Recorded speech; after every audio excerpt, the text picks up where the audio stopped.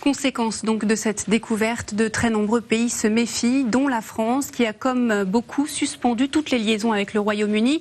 La décision a été prise rapidement, elle est effective au moins jusqu'à demain soir.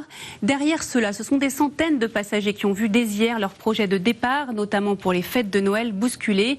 Certains Français ont réussi à prendre le dernier Eurostar hier soir. Thibaut Bijoux-Duval et Sacha Zilenski.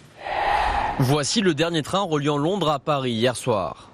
La plupart des passagers sont des expatriés français. Ils ont quitté Londres en quelques heures. En fait, je me suis réveillé avec les infos qui disaient que les pays européens étaient en train de fermer les frontières, donc j'ai pris l'Eurostar qui passait. Nous, on est déjà là, mais nos cartons ils sont censés arriver dans 2 jours.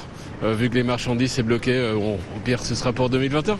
Les gens qui étaient dans mon train, c'était vraiment, on savait qu'on était les derniers chanceux en fait, à pouvoir rentrer pour les fêtes, et qu'on avait failli rester coincés. Hier soir, les voyageurs affluent dans la gare de Saint-Pancraz. Les trains en direction de Paris et Bruxelles sont tous complets. Un départ précipité d'un pays qui fait face à une nouvelle souche du coronavirus plus contagieuse.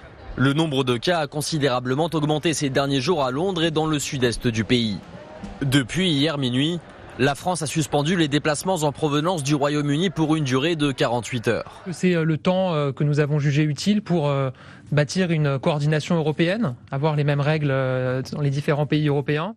10 pays du vieux continent ont temporairement interrompu leur liaison avec le Royaume-Uni, dont la France, mais aussi l'Italie et l'Allemagne. Ces mesures pourraient être adoptées par l'ensemble de l'Union européenne. Des discussions sont en cours. La France prévoit une réouverture sécurisée des flux en provenance du Royaume-Uni à partir de mercredi. Un test négatif devrait être demandé à chaque voyageur.